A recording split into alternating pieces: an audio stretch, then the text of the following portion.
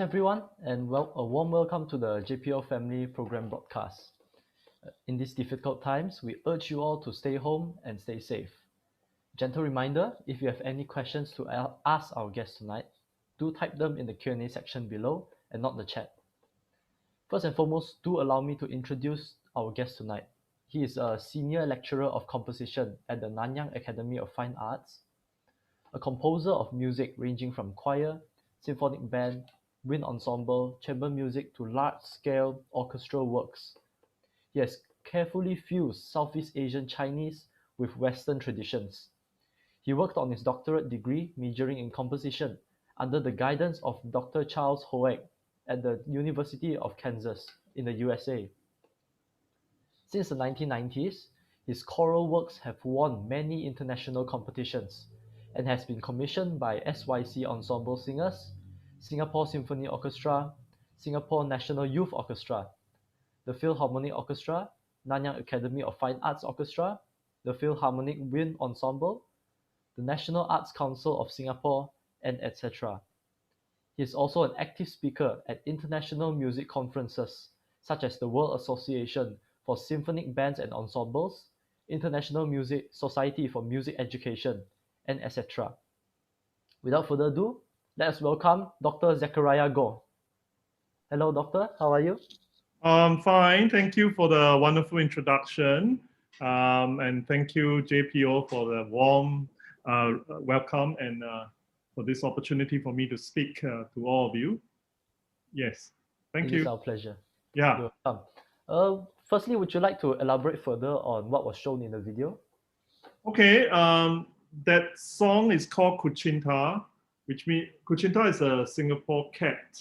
It's a special breed of cat that's found in Singapore. But we don't see them on the streets now. They have become very expensive pets.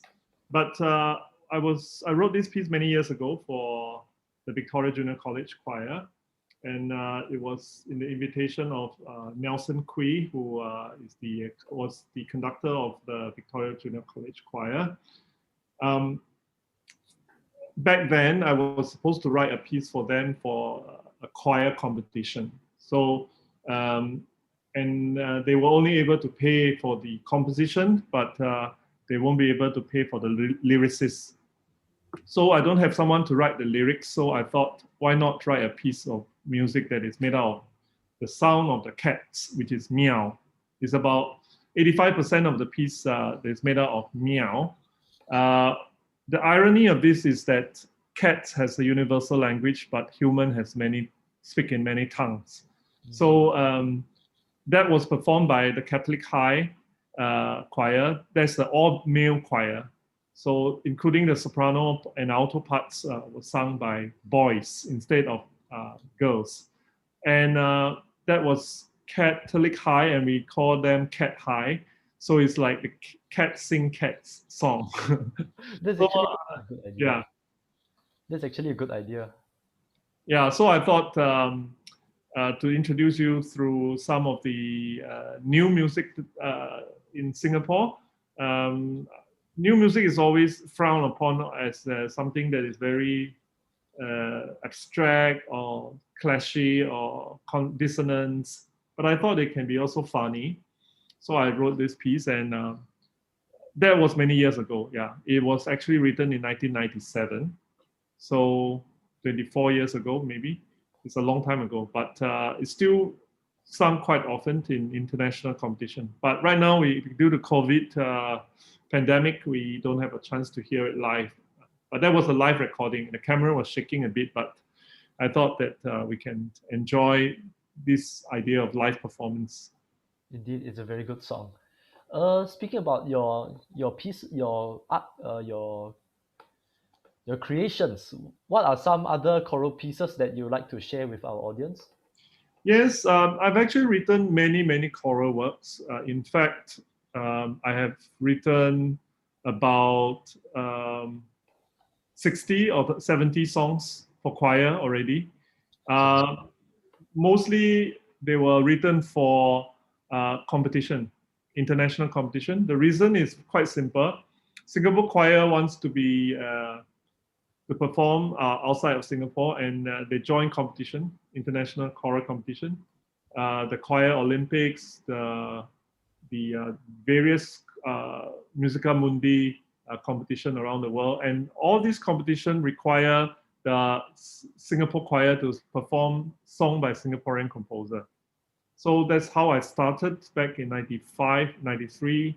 I started writing for choir mostly, and continue to write to this day. Most of my works are written for choir. And I love the human voice, and so that's why I write a lot for choir. Yeah.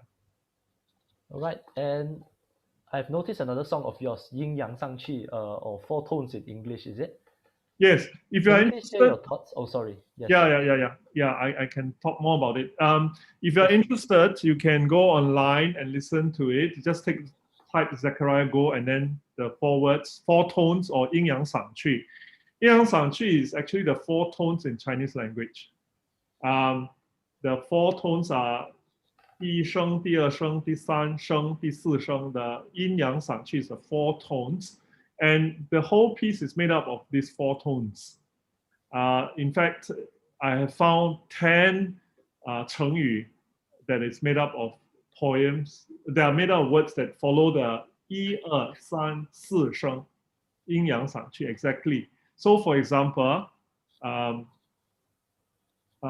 阴阳赏去，花红柳绿，高朋满座，山明水秀，风调雨顺. These are all very beautiful 4 words. We can call it idioms. But the next 5 that I use are very different. They are such as the 妖魔鬼怪，獐头鼠面，飞檐走壁，千奇百怪. So it's made up of sound that is very different from the rest of the beautiful idioms in the first 5 that I use. So altogether there are 10. This was actually commissioned by the Singapore Symphony Children Choir. In fact, it is quite a short piece. I don't know if we can play it for our audience. It's only about 3-4 minutes. All right, Leon, is that possible?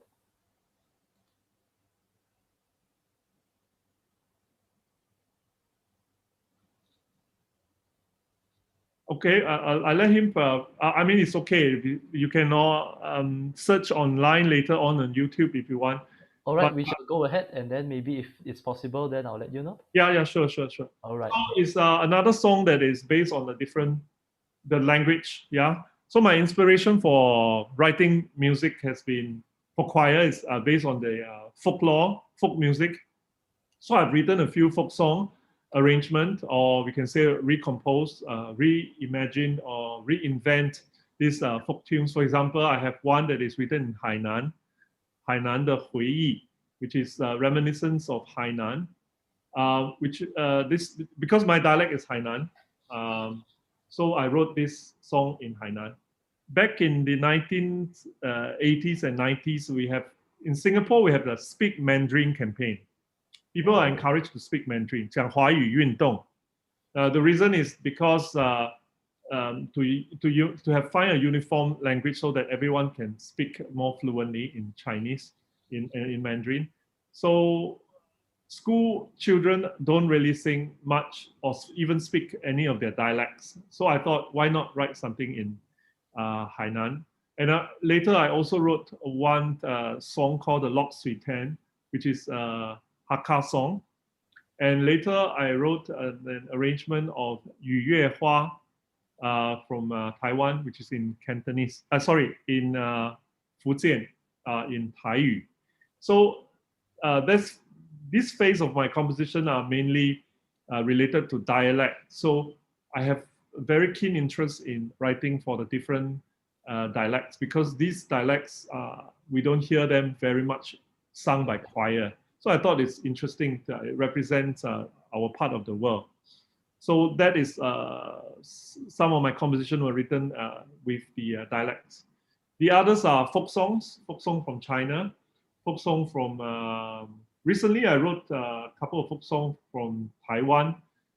It would be performed by the Yuan Zhumin in Taiwan, one of the minority groups, the ethnic group in Taiwan. So that will be interesting also for us to hear. But I haven't heard it yet due to COVID. They have stopped practicing. So we'll see how it goes. Yeah. All right. An off topic question. I'm actually quite curious. How many dialects do you speak? Considering that you have written Oh, many. okay. I speak Hainanese, definitely Hainan Hua, Hainan Wei. Is there any Hainanese over at Sabah?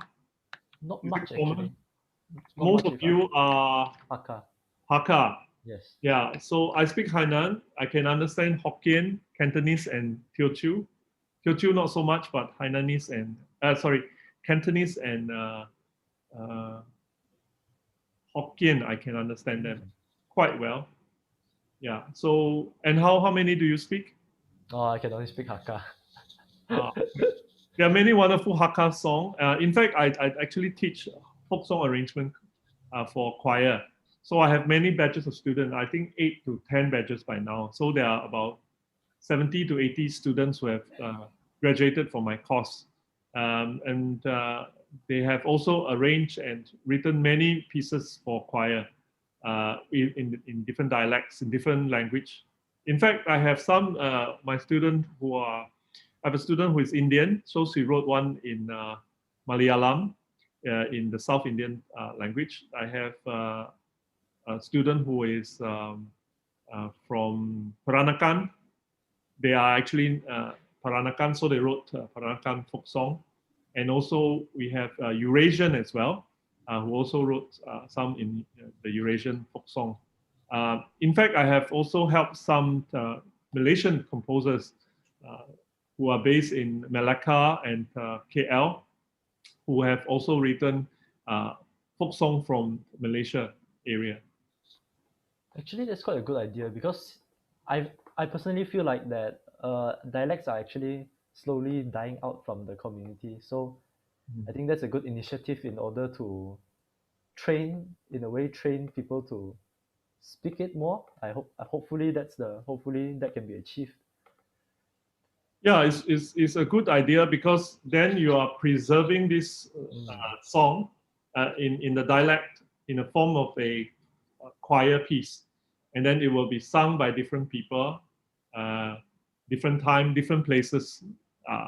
In fact, a non-native speaker can also sing. Just like when we learn a French, German, or Italian song, we can actually learn a song in Hakka, Hainan, or Teochew as well. So it's very good thing is to preserve our national heritage. I mean, our heritage from this side. Sabah has a lot of Katazan people, am I right? Yes, you are. When I visited Katazan, when I visited Sabah many years ago, I was at the University Malaya Sabah. Am I right? Yes, you. Yeah. So then I heard a choir, a Katazan group sang, and they have wonderful voice.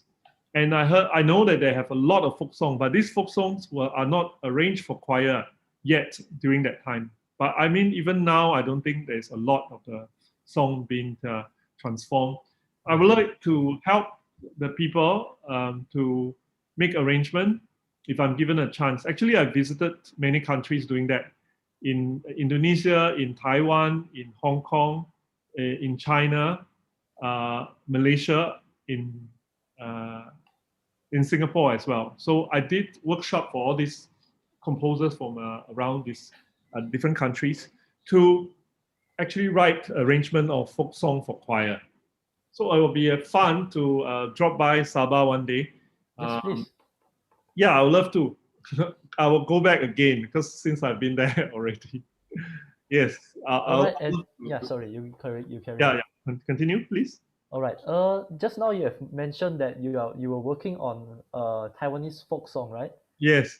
And I would like to ask, could you share any more of your more recent works other than that? Are you referring to choir pieces Yes, or anything. What have you been? all more recent work? Actually, I have written about 16 to 17 songs for the diocesan choir from Hong Kong, a fabulous choir, 拔萃中学, 拔萃男书院, 拔萃女书院. They are boys' school and girls' school, but they meet once a year to sing SATBs as a mixed choir. So I've written many pieces for them. The last two pieces were actually written in 2019 to be performed in 2020, but because of pandemic, I have not heard them. I don't think they have a chance to learn it yet. Some of these songs were actually written with the Bible verses in Latin. So that song will be something that is more technical. It's not so folk song-like. It's more sophisticated, modern kind of composition. So I actually write for different kind of choir setting. I wrote three. I'm writing the third song. The first one is for a choir that is based on the Malay folklore. One of them is based on todak, the fish, the swordfish. And the other one is about Hang Tuah and Hang Jebat. These are all from the Sejarah Melayu. And also the last one that I will write is Sang Nila Utama. So these three pieces together will be a set of three pieces about the Malay culture and Malay history. So these are songs that I've written in the past 3 years, some Malay and some in Latin. So actually it's very fun for me to work with different languages. It's always exploring new things. It's very interesting for me. So have you learned any Latin? Oh, and before that, Dr. Goh, the video is ready actually. Okay, let's hear it, and then maybe people will be interested to ask questions. Okay.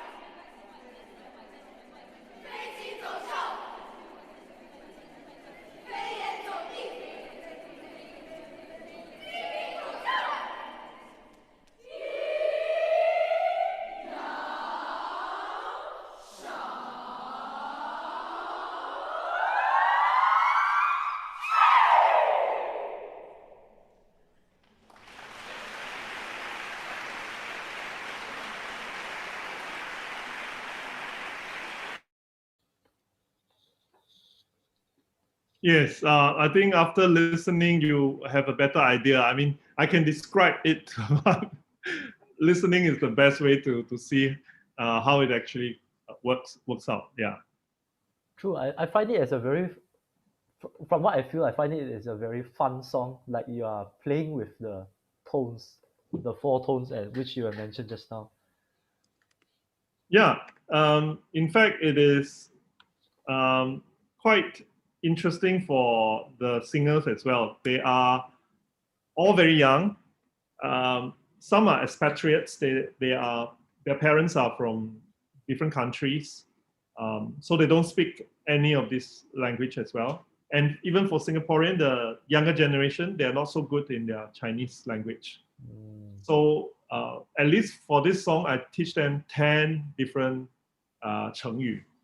And the second half is actually a lot of sound of the animals. I don't know if you heard them, because it's 飞禽走兽, the flying birds and the animals on the ground. 飞禽走兽. So I thought when they sing this, they can make the sound of animals, which they did very well, very Yes, creative. it was. So I think this is what I like to do through education, to learn something. Our student has a lot of creativity, so we have to give room for them to come up with ideas to contribute to the performance as well. Instead of just following what is written on the page, I think that is not enough. I agree with your thoughts. And there's another song that caught my eye, which is Iridescence. Okay, Iridescence is actually written for NAFA Symphony Orchestra. You can find easily on YouTube later. It was written for Singapore 50th birthday back in 2015. So we are 56 years old this year, but back then we were 50 years old. So I thought I should write something for the orchestra, NAFA Symphony Orchestra, which was my alma mater. I graduated from NAFA as well. So it was an honor for me to write an orchestra piece for the symphony orchestra. And Iridescence is actually the shapes and colors of this. You know, when we blow a bubble, we can see all this interesting reflection of the lights of the rainbow colors inside this bubble before it bursts. So it is a very interesting soundscape. Throughout the orchestra piece, you can actually hear that. Yeah. So that was one of my orchestra work I wrote in 2015. Lately, I have written another orchestra work. It was supposed to be premiered last year, 2020, by the Singapore Symphony Orchestra. It has been postponed to this year, but I don't know whether it can be performed because we have limitation for a number of winds players. And recently, we have a little bit of outbreak, so we are in the sort of a lockdown right now. So nobody goes to work, and we are not allowed to eat outside right now. Yeah. So I have not heard this piece as well. There are many pieces that I've written that due to the pandemic, I have not heard them perform yet. So I hope to hear them soon. It's like my children. I cannot meet my children. So, I sincerely hope you can listen to your yeah, piece. I hope that it will be out soon, in maybe in August this year. Yeah. And just now you've mentioned your NAFA as your alma mater. Yes. And currently you are actually a lecturer of composition there. Yes. So can you tell us how is it like being a composer/teacher at NAFA? We cannot really teach composition. Just like the way we say we cannot teach a child to be creative. In fact, Picasso, I believe it was Picasso who said something like, I learned how to paint like a child. So to teach children how to compose is actually not an easy thing. So what I do is to share with them, to help them to be more inventive, to think about how they can use the material in their work, in their composition. it's not easy to teach someone to be creative. It takes a lot of imagination. So I ask a lot of questions. So what I do as a teacher, as a facilitator for the student to composer, is I always ask them a lot of questions. How do you come up with this idea, and how do you develop this idea, and what are the things that you can use to make this interesting for the audience, and so on and so forth. So I learn a lot through teaching my student as well. I learn a lot from them as well as I'm able to teach them. But I draw inspiration from a lot from folk song, from the language, because Singapore and Malaysia are very similar. We have a lot of multi-language, and also multi-races. There's so many races with different tongues. We speak different languages. So I think that is something there's always a lot to cultivate, so much to find out about that we can use in music composition. Right, and you've mentioned too your role as artistic director of the Singapore Saxophone Symposium. Can you tell us more about this annual event? Yes, the Singapore Saxophone Symposium started in 2011. So right now we should have 11 installation, but because last year we didn't have, so this year became the 10th Singapore Saxophone Symposium. It will be all online due to the restriction. The idea for Singapore Saxophone Symposium is because I play the saxophone, not as a professional player, but I do play and I enjoy playing. And back then, we don't really have many people who study saxophone professionally at NAFA. We only have one student back then, one saxophone student, one saxophone teacher. So I started this Singapore Saxophone Symposium to invite saxophone artists from different parts of the world. And they come to Singapore to perform, they give workshops, they give master classes, and they teach lessons, and they give lectures. So through these different artists from around the world, I hope to form this kind of incubation for a young saxophonist to have an idea of what the saxophone can do, the length and breadth of this instrument. So from jazz to classical to avant-garde to traditional to folk music and to chamber music, different kinds of music that the saxophone can play. So I'm quite happy to say that currently we have 8 students who study saxophone as a saxophone major at NAFA. And I hope that it will continue to grow. And I hope that in one day that more and more saxophonists will have a chance to have the opportunity to perform in this part of the world as well as in this region. So I set up this Singapore Saxophone Symposium in order to give the saxophonists an opportunity to perform and also to educate and to promote saxophone music. I also do a composition workshop for composers to write music for saxophone. This year we have about 10 students who will join us in this activity. They will be composing for saxophone quartet, and they will be performed and recorded by the H2 quartet from America. And then we will be giving them lessons, composition lessons and workshop so that they can be a better musician writing for the saxophone. So that's what we have been promoting and doing in the past 10 years for the saxophone. So I would like to ask you, why saxophone? Do you share a special relationship with it? I play the instrument and I compose about 10 pieces for the saxophone already. You can check out my saxophone concerto on YouTube. It's very easy to find Zechariah Goh and then saxophone concerto. And then to hear this concerto I wrote, quite high number of viewers. It's about more than 10,000. So I think people are getting more and more interested in this instrument. To answer your question, I think it's because I play the instrument, I like this instrument, and that I feel that there is a need to promote so that more people will come to school to study this instrument. Yeah, because you don't have a lot of orchestra parts for saxophone. So saxophonists, they usually play popular and jazz music, but we do have the classical part for saxophone as well. So I thought that we need to train the younger generation or the next generations of saxophonists to uh, to add to this fields of saxophone music. Yeah.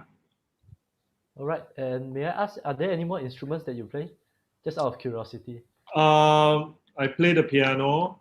I play the recorder.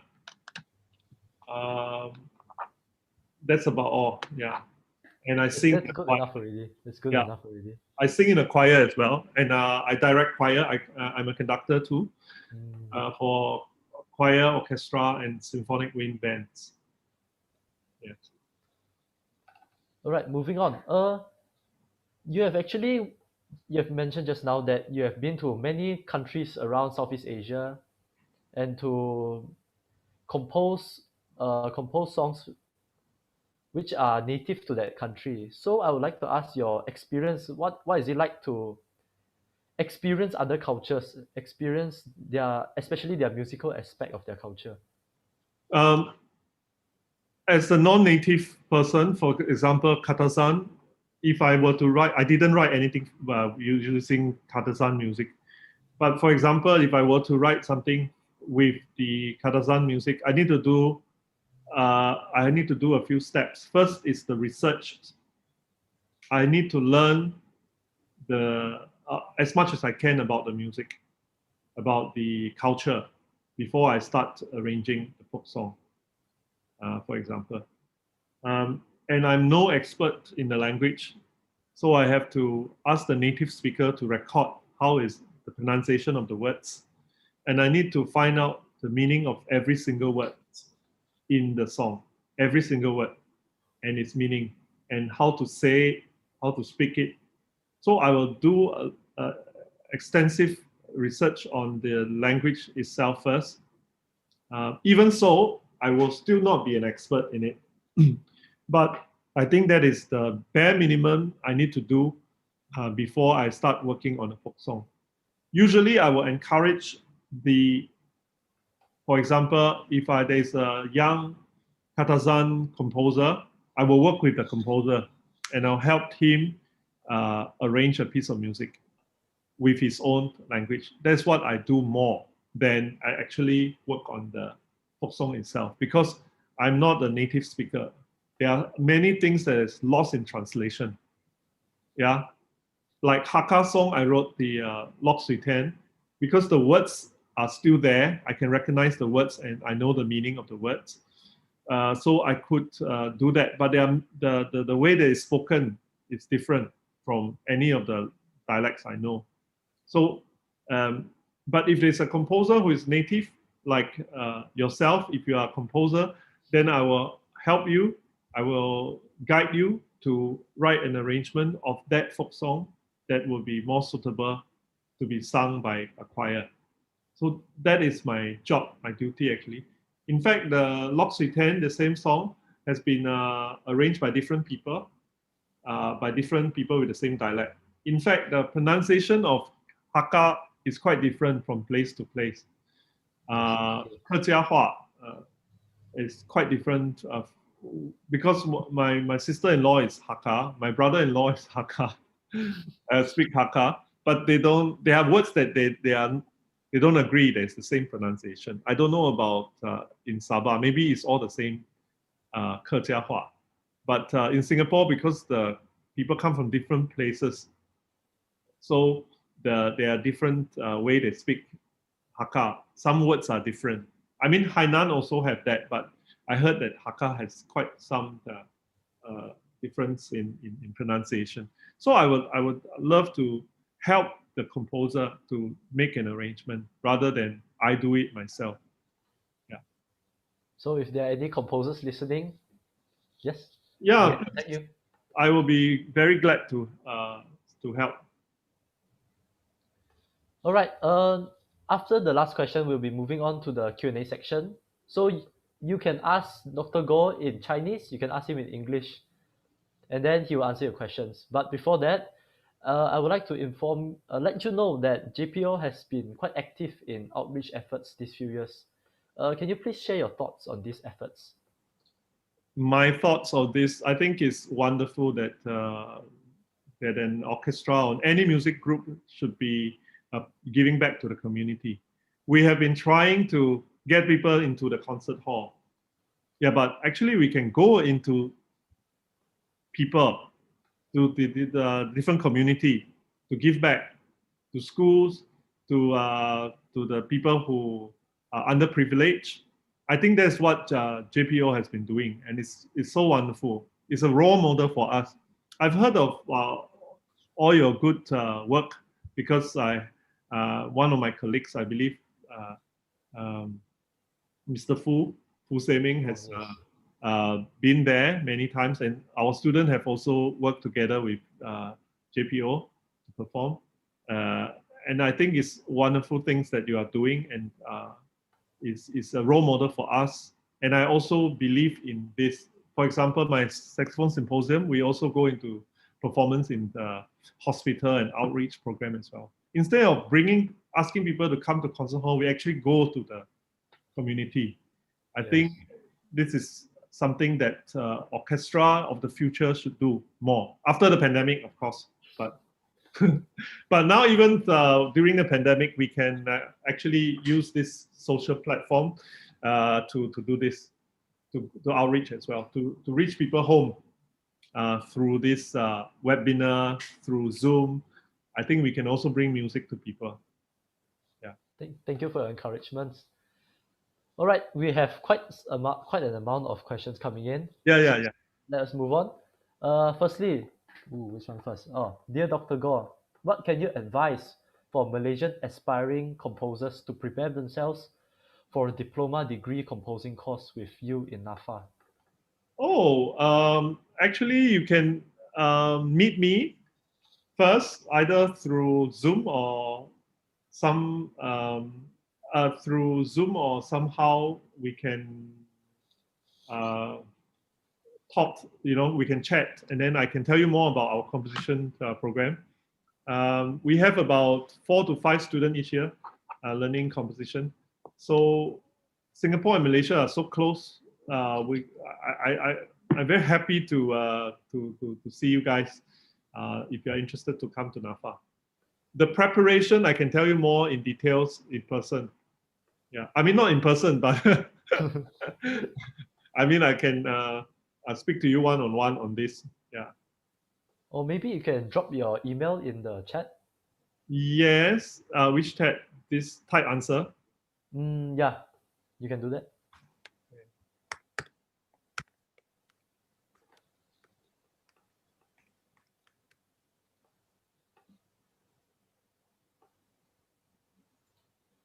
I All think right. we can also go through Yap Chin. I think she can also can go through her to get to me, and then I will liaise with the student directly. The whoever who is interested. All right. Good. Next question. Shall Yes. we? Yes. Uh, all right. Dear Dr. Goh, I am a young musician in Malaysia, and like many of my friends, we are looking for suitable places to study music and the arts. Can you share with us your thoughts about young Malaysians studying music in NAFA Singapore? Um, some of the things are like you need to be at least O level. You need to have at least finished your O level, and you have to have musical competence, like at least up to grade 8 in your playing ability. So for composer, it's quite you should have written at least 2 to 3 pieces of different style. That will be something that we'll interview you about. It's your portfolio that we'll look at. Um, and then you should also finish grade 8 music theory before you come to NAFA. That's for composers. For instrumentalists, it's roughly the same. you should be at least grade 8 and above for the performance, or for at the entry level, and also finish your O level. Of course, high school as well. You can come in after high school. Yeah. All right. Okay, next question. As a composer, is it useful to speak another language, for example, French or German? Definitely, because there are a lot of literatures that are written in French and German and not translated in English. And it helps you to understand the composers like Debussy and Ravel from French speaking, and also Beethoven and Schubert, German speaking composers. I'm learning French now. During the COVID, I started learning French. I think it's always good to learn another European language if you are learning music. Yeah. Great. All the best to you. All right. Next one. Of so many different combinations and type of music you compose, which is the most difficult for you to write so far? For me, it'll definitely be orchestra. Orchestra has so many instruments, so many different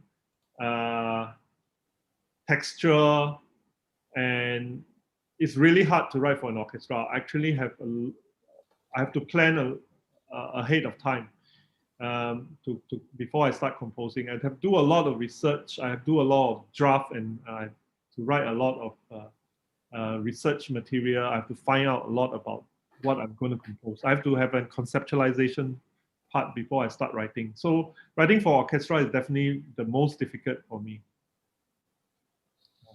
All right. Actually, the next question, I think you've mentioned that just now. Let me just repeat the sentence, the question. Hello, when you write songs for different dialects, how did you go about it if you don't speak the language? Did you have to work very closely with those who can speak the dialect well? Could you share with us the process? I think you've shared that. I have answered this question, yeah. All right, so shall we move on? Yes. Okay, have you written choral composition to be accompanied by other instruments other than the piano? Yes, I've written for choir and wind ensemble or the band. I've written for choir and band and piano. I have written for choir and other instruments like piano trio as well. Yeah, different combination. All right. What would you say is the biggest difference in between composing a song for a choir and a composition for an ensemble? For choir is there are words. When there are words, the words has the meaning of the words. You are responsible for the meaning of the words when you compose. So you have to really, you can't be saying happy sadly. You can't be saying angry happily. Maybe you can. Some ironical situation you can. But most of the time, the lyrics already has a lot of wonderful meaning inside. So when you're writing that, it helps to with the words, But when you're writing for an orchestra, it's also difficult because it's abstract. It doesn't have words. So the music itself has to speak. It must have its own narrative. It has to say what it has to say through the music, yeah? All right. I actually come across this question. If you can take a look at the Q&A box. Comment ça va, votre français, Maestro Goh? Ça va bien. Je parle peu français. Je parle peu, I speak a little French, yeah. All right. I hope that answers your question. Yeah. All right. Would you say your choral composition also consists the element of choral speaking? Yes, definitely. I think when you write for voice, there is the idea of different tones. In Chinese, in Chinese dialects, we have different tones. Like Chinese is 阴阳赏去, 花红柳绿高朋满座. These 4 tones, yeah. In Cantonese, I believe there are different tones, up to 9 tones. Some Gao Seiling, Ni Chat Bat Lo, for example. And then Hakka has 6 to 7 tones, depending on which part of the Hakka language you are talking about. Kejiahua. Hainan is about 7, and so on. So every dialect has different tone. We cannot not think about the tone when you write for choir. So it is important to think about writing like you speak. So you have to think about the tone. As for English and Malay, in English there's syllabic stress. It's like wonderful, counselor. So these words has different stresses on the syllables. So we have to take that into consideration. So back to the way we speak. So we have to learn the way we speak. And then we try to compose that into the music, yes. So I think speaking is part of an important part. But of course, we can write entire piece of music like the way we talk as well. Yeah. The ending of my song is actually all spoken rather than sung. The yin yang sang qi. There is no pitch written for them, but they are tone. There are some approximate high and low. So they are not actually singing to a certain specific pitch. All right. Thank you for that. And we have actually a question from Simon Kong. It's in Chinese. 请教 Dr. Goh, NAFA 作曲的教学内容是否有包括华乐作曲或配器？当然有。我们的学生除了写西乐，我们也写华乐。我有几个学生是专门写华乐的作品的。所以比如华乐的配器、华乐的民族色彩，这些都有在考量里面。所以有大多数的学生都会对不同的乐种有兴趣。那其中一些呢，就是喜欢写华乐的。那我也当然会帮他们完成这个愿望了。Yes。哦，太棒了，感谢 Dr. Goh。Okay. All right. Actually, there's another question about regarding. I think you've mentioned about Indian music. So this attendee asked, "What about Indian music? Can you share some of your experiences with us?" Yes, I've written quite a few with Indian music structure. For example, the Tala, which is the Takadimi, the speaking of the different rhythm. I've written in my choral music as well. So for example, Takadimi, Takajana, Takadimi, Takajana, Takadimi, Takajana, Takadimi, Takajana. They use the different pneumatic syllabics to write into music. But Indian music also have raga, the different scale they use in every piece of music. We can learn a lot from their rhythm and their scale. There's so much to learn from all this music, traditional music from our part of the world. I think one lifetime is not enough to learn so much. So I'm exploring, I'm learning myself. I'm actually working with Singapore Management University to write, to help them do a video about Indian music, but the choir will be singing all these different rhythm instead of singing pitch, but they will be saying the rhythm. Yeah. Okay. There's a question just now regarding your composing a song for choirs. It's asking, do you have to come up with the lyrics too?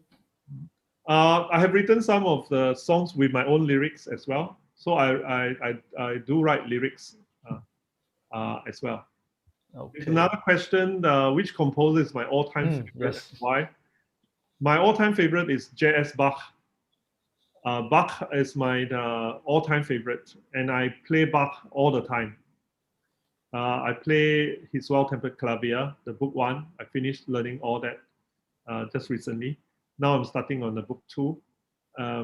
For me, he's a fantastic composer who is able to inspire so many different composers from different time, and for me as well, especially the contrapuntal writing. So I think that really helped me in my quest for composition. So I also find that J.S. Bach has a great influence for me as well as many of my colleagues and students. Okay, and with that, we have come to the end of the program. Please check the link at our Facebook page to tune in. And also, if you want to watch the program again, you can go to our GPO Media channel on YouTube. So thank you for all your questions, and I hope you got the answer you wanted. Before we end, let us join our hearts in prayer to end tonight's program. Please pray in whatever faith you believe for this pandemic. Okay, let's start. Father Lord God, we commit this global situation into your hands. We pray for the safety of all of us, and especially the ones of the frontliners who are helping to fight this, Lord. We pray that you protect them and bless them. In the name of Jesus, I pray. Amen. Amen. All right, thank you. Good night, everyone. Good night. Thank you. Write to me if you have questions. Thank you, Dr. Goh. It's my pleasure to speak with you. Thank you. Well, I'll see you. I hope to see you in person soon. All right. Good night. Good night.